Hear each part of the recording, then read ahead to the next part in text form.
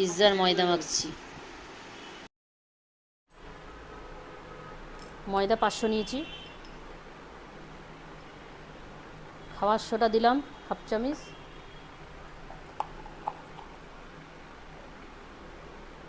Baking powder 1 চামচ,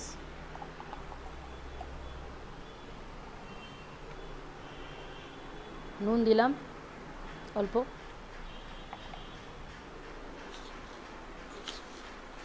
চিনি দিলাম 1 চামচ,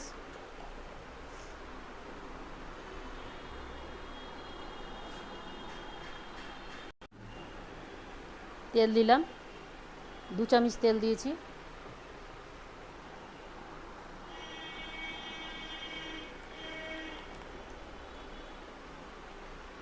দই দিয়ে দিলাম,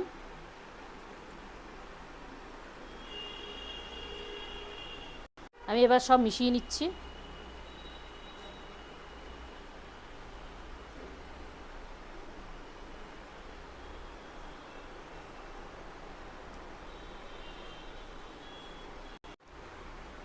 আমি গরম উষ্ণ জল করেছি,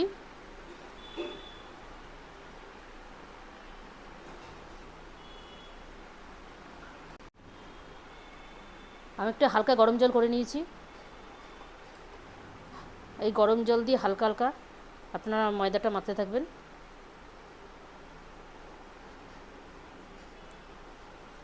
বেশি গরম জল করবেন না, হালকা গরম জল করবেন। আর ময়দাটাকে আপনার খুব টাইট করবেন না, যত ঢিলা করবেন তত ভালো।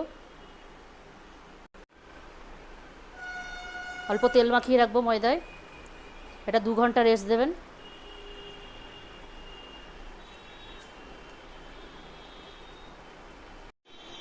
দেখুন পিৎজার ডোটা এরকম বানিয়েছি, এরকম হাত দিয়ে দিয়ে চেপে দেবেন,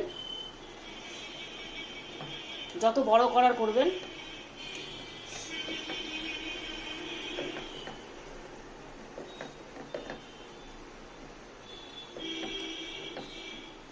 এবার ময়দা অল্প ছিটিয়ে দিয়ে আমি বেলে নেব।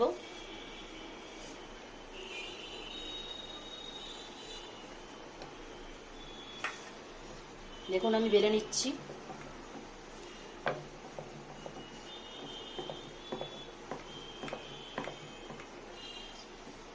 এরকম করে করে বেলে নেবেন, যতটা আপনার বড় করতে পারবেন বড় করবেন।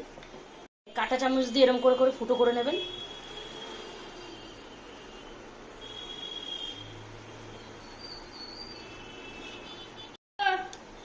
পিৎজা সস দিয়ে দিলাম,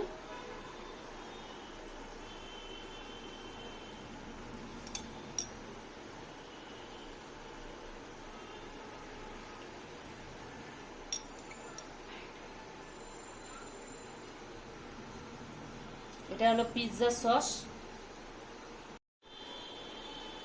এটা আমি পিৎজা সস নিজে বাড়িতে বানিয়েছি। এটা আপনারা যদি দেখতে চান তাহলে আমাকে কমেন্ট করে বলবেন, তাহলে আপনাদেরকে এই সসটা আমি রেসিপিটা তাদের ছাড়তে পারি। আমি ক্যাপসিকাম আর পেঁয়াজ দিয়ে সাজিয়ে নিচ্ছি।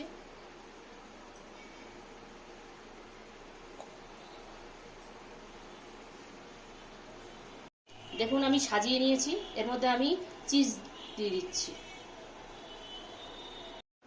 আমি গ্যাসটা জ্বালিয়ে নিচ্ছি।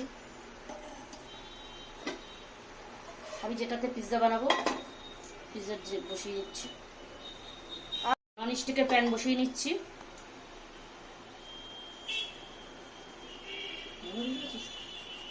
দেখুন আমি নন স্টিকের মধ্যে ইটটা বসিয়ে নিচ্ছি প্লেটটা রাখার জন্য।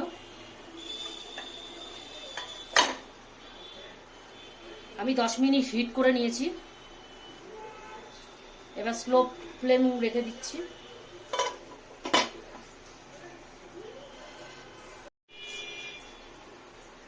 দেখুন আমার চিজটা গলে গেছে।